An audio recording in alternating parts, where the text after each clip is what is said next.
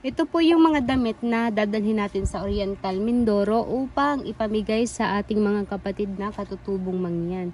Mapapansin nyo, napakaraming niya. Ito palang line na ito, nasa 50 plus na siya. Dalawang column yan. Ito yung isa. Ayan. Halos pantay sila. Tapos, meron din kaming mga shorts na kasama dyan.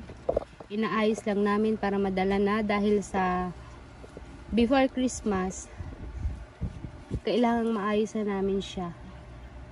Ayan, meron din itong kasamang iba't ibang items, katulad ng bigas, noodles, sardinas, at iba pang mapapakinabangan ng ating mga kapatid. Kaya ayan. Sharing is caring. Marami tayong mapapasaya dito.